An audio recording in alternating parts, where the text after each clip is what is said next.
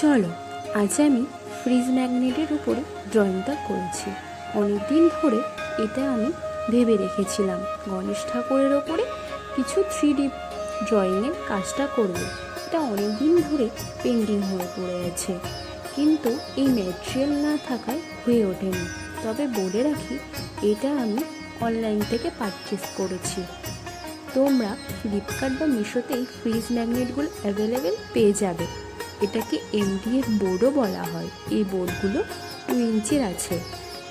আর আমি এখানে ক্যামেলের acrylic colour use করেছি। যারা অ্যাক্রিলিক পেইন্টিং করনি ভাবো যে অত সহজ না, আসলে ব্যাপারটা তা না।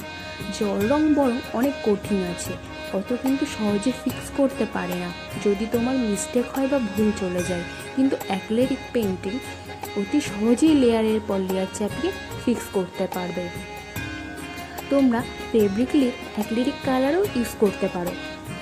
এই দুটোর মধ্যে তোমাদের পছন্দ মতো ইউজ করতে পারো অ্যাক্রিলিক কালার।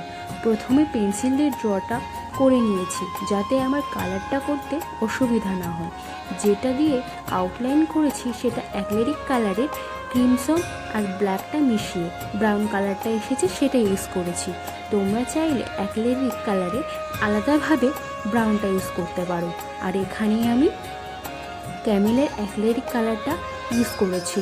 যে রঙগুলো ইউজ করেছি 283 অরেঞ্জটা, 62 ক্রিমসন, 173 গোল্ডেন ইয়েলো, 473 হোয়াইট, 16 ব্ল্যাকটা ইউজ করেছি। ছবিটা কেমন হয়েছে অবশ্যই জানাবেন। তোমরা যদি কেউ পারচেস করতে চাও আমাকে কমেন্ট করো, আমি ডেসক্রিপশন বক্সে নাম্বারটা দিয়ে দেবো। এটা তোমরা কাউকে গিফট হিসাবেও দিতে পারো। এই ধরনের ভিডিও যদি তোমরা দেখতে চাও আমার চ্যানেলটাকে সাবস্ক্রাইব করো আর অনেক শেয়ার করো। ধন্যবাদ।